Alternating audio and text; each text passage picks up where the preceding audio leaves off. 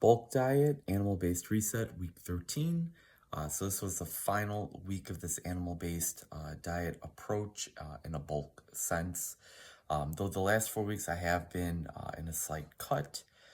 This past week was just a very pleasant surprise.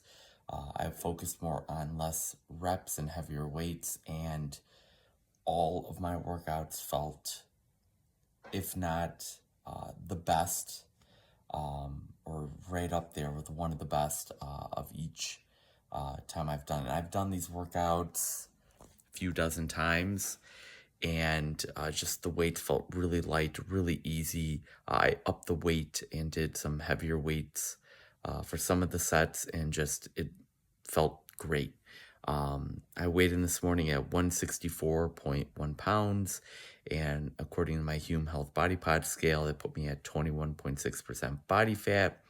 I do think I'm actually a little bit leaner than that, based on just the muscle definition, some of the vascularity, the striations starting to come through in the shoulders a little bit. I would probably put myself somewhere between 16 and 17% body fat, which is what, like, right where I want to be and how I want to be for the next 3.5 years as I continue to be in this building and bulking phase. I want to kind of sit between 16 and 18% body fat. And then starting the beginning of 2029, I am going to go through another bodybuilding cut and step on stage for the first time for my first ever show at age of 40. So that's kind of long-term goal, where my mindset is at with that. Starting tomorrow, I'm going to go back to keto. I've already kind of calculated my macros. I'm going to be hitting 3,800 calories per day.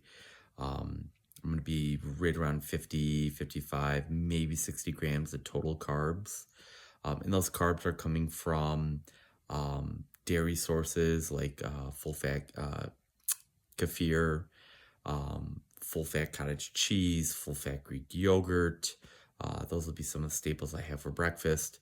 Lunch, I'm going to be doing keto bricks, and depending on the flavor, there is some variety in the amount of carbohydrates in them. And then for dinner, my carb sources are going to be coming from one large avocado and 2 ounces of Pecorino Romano cheese. But yeah, I'm going to be hitting 3,800 calories. And you're looking at about 240 grams of protein and right around 270, 280 grams of fat. But that's where I'm going to start off at. Once I start to notice that I'm putting on about a pound of fat, I'll back it off a little bit, maybe go through a little bit of like a kind of the first phase of my bodybuilding cut protocol in a ketogenic state, where I start to up the protein and drop the fat, up the protein by 5 grams, drop the fat by 10 grams, and do that for a couple of weeks until I kind of get back to where I like it to be, and then do it again. So that's kind of where my mind is at with that. Monday through Friday, I'm going to pretty much do the same breakfast, lunch, and dinner. Lunch, I'll rotate out keto bricks. I'm doing a different flavored for lunch, but I'm going to be doing half a dozen eggs for breakfast, cooked in 2 tablespoons of beef tallow, a cup of kefir, half a cup of full-fat cottage cheese, and 3/4 cups of full-fat Greek yogurt, with all my vitamins and supplements. Lunch will be a keto brick, and then dinner I'm going to do 1 pound of 85 15 ground beef with a large avocado thrown on top of that, and then 2 ounces of Pecorino Romano cheese on top of that. I'm going to do something a little bit different with pre-workout. I'm going to be using the Redmond pre-workout Redmond Real Salt. I use their salt whenever I'm salting my foods. I love the taste of it. It's amazing. They have a couple different product lines. They have a hydration line, but they also have a pre-workout. There's like a blueberry lemonade flavor, and then there's a like a tropical, like a mango, I want to say like a peach mango flavor.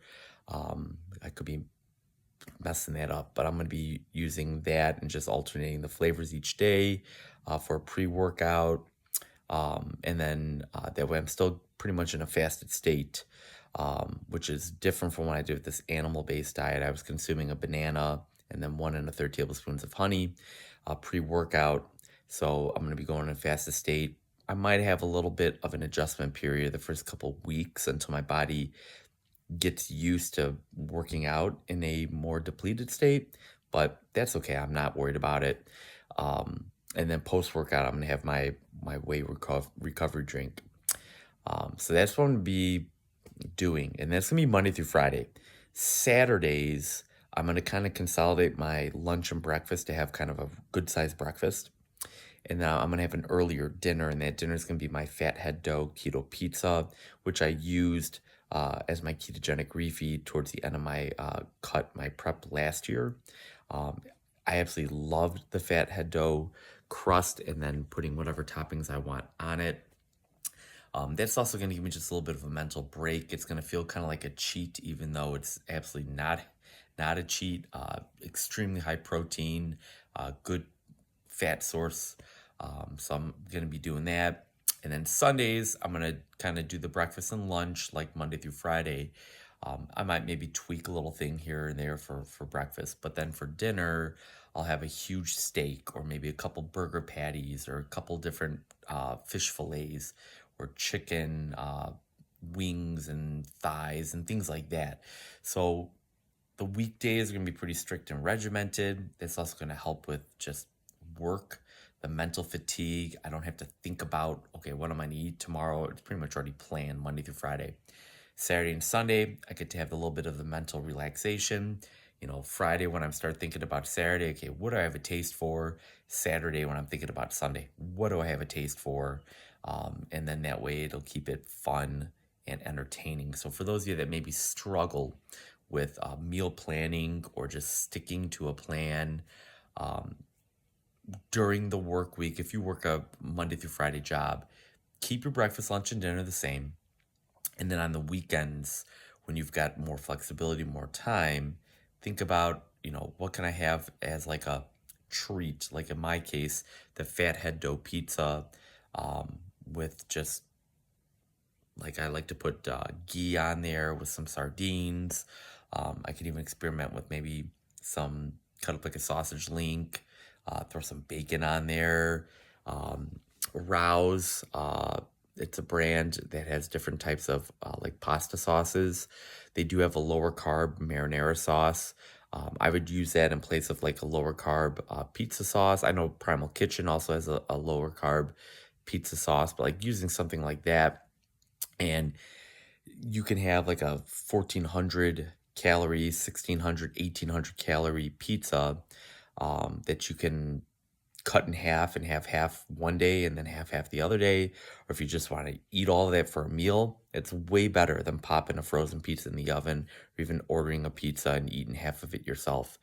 Even if the calories match, the quality of the carbs, fats, and proteins is way better in your fathead dough pizza recipe than would be from ordering or popping in a frozen pizza. So I was very impressed with the 13 weeks of this animal-based diet. If I didn't love keto so much and just how good keto made me feel, this would be like the next best thing I would do for myself. I loved eating all the fruit, the honey, the maple syrup, the full fat dairy. That's why I'm going to be incorporating the full fat dairy into this keto protocol I'm going to be doing now.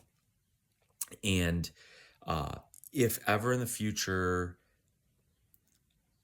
I'm thinking of maybe just kind of taking a little break from keto, I'm definitely going back to this and going to hit this up again. It would be interesting to see like if I did this high carb animal based diet with maybe a slightly higher caloric surplus. I was doing 2,800 calories before. Maybe I do 3,200 calories or 3,000 calories. But it took all my sugar cravings away. Fruit is delicious. Part of me is going to miss the fruit going back to keto, but if ever I wanted like a little treat or something on the weekend, take a little bit of full fat Greek yogurt, throw half a cup to a full cup of a different variety of berries in there. Um, Maybe little bits of 100% dark chocolate crunched up, throw that in there, whip that up, pop it in the freezer, take it out every 30 to 60 minutes to re-whip it. It gets a little bit thicker and it's kind of like an ice cream. So that would be like a little treat for me to kind of maybe quench that sweet tooth I might have. But I'm not too worried going back to keto, having any issues. I feel pretty confident with the plan I got in place. So I've been making these videos now and posting on social media, my progress for 15 months now. It started January 1st of 2024, and I was doing the daily video updates during the whole prep. And then I started doing kind of weekly videos once I was done with the reverse diet. I am going to kind of put a little bit of a pause on all the social media posts, these daily or weekly vlog videos I've been doing on updates. Um, Not to say like I'm going to stop doing these, but I'm just going to take a break from it. I'll be back at some point, maybe showing videos of certain things I'm making, like to eat, or maybe some type of new exercise that I'm incorporating into my workout regimen. But I'm just going to take a little break from these videos. Hopefully, for those of you that have watched these, you've taken something away from it. And if ever you come across any one of my videos, please comment on it, on what you took from it. If you'd like me to make another video explaining more about something that I talked about in that video, I'd be more than happy to do that. So thank you to all those who have been watching and tuning in. I wish you guys the best of luck out there in all of your healthy endeavors. And I'll chime back in at some point in the future. So thank you, everyone. Hopefully you took something useful out of this, and keep rocking it. I'll see you later.